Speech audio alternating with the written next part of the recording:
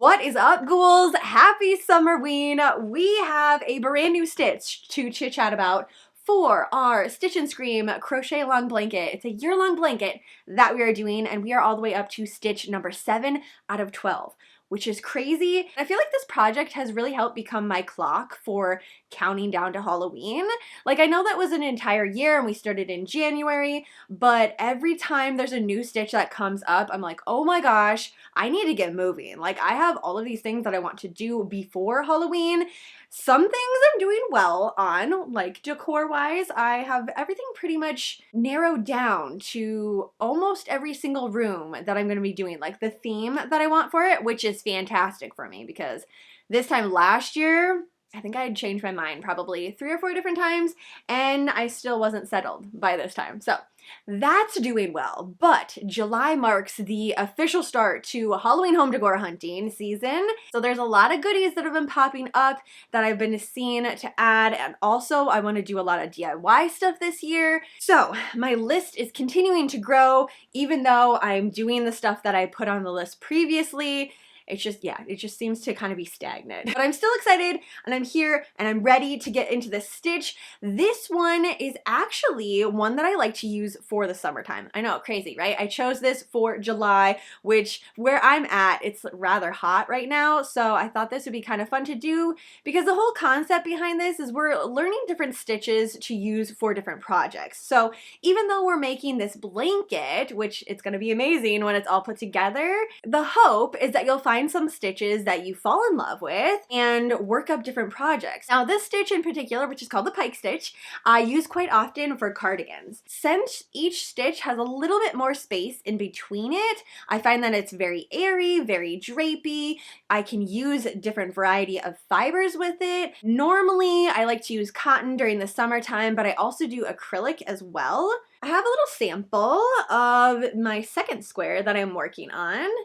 And you can see it's just very, very stretchy compared to some of the stitches that we've been working up previously, like super stretchy. We've got a lot of space in between each stitch, making it into things like t-shirts or cardigans or joggers. This is a good one. Like, this is what I like to navigate towards in the summer. I will say, make sure that you have your tape measure with this because it is very easy to make the square a lot bigger since there is all of the extra stretch that comes along with it. My tension just naturally is super loose, so especially for stitches like this, I will measure it when I have the foundation chain and then also after a couple of rows just to kind of make sure I'm in the same area, that I'm not getting it too big and the square, which is supposed to be 23 by 23 inches, ends up being almost like 25 or 26. So just have a tape measure on hand. I'd say after like row 4 or 5, you're good. Everything, you can kind of like eyeball it then. But if you want to keep measuring as you go, honestly, it's pretty good practice. We do have a movie to celebrate this stitch. So this month, July 21st, which is a Friday, 6 p.m. Central, come on back to the Yarn Dungeon with a glass of spooky,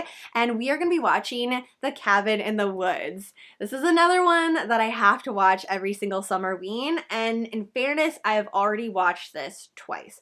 Like, it's one that I like to put in the background whenever I'm, you know, getting up in the morning, having a cup of coffee or something. I just throw it on the background. Just the fact that it's a cabin in the woods, I feel like, you know, Summerween. Anything that has lakes, summer camp, cabins, counselors, things like that. I love those tropes. So this is a good one for me. But as always, if you've never seen this movie and you're interested in watching it with me and the rest of the Ghoul Squad, make sure you watch the trailer. I will leave a link down below so you can go ahead and check that out. Just to double check that it's something that you're interested in.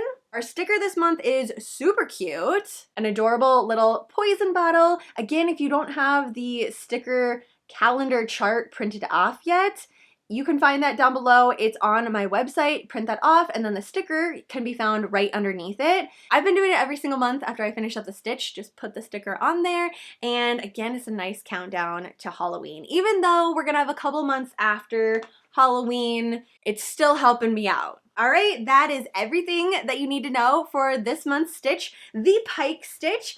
I honestly hope that you enjoy this one, and also if you end up working it up, don't forget to tag me on all the socials so I can see it worked up and what color you're gonna go with. Mine, obviously, I'm still sticking with the red, which is called pomegranate, but it's been super, super fun to see everybody else's color combination and different fibers that we're using. Like, this is the reason we do crochet alongs together. It's a community. We're taking one stitch and making it our own, which is fantastic. And I seriously can't wait to see everybody's blanket all put together. I know I'm jumping ahead a little bit here, but we're getting pretty close. So I hope you enjoy this month's stitch. For now, that is it. I'm gonna let you go, but have a fantastically spooky rest of your day, and I will see you in my next video.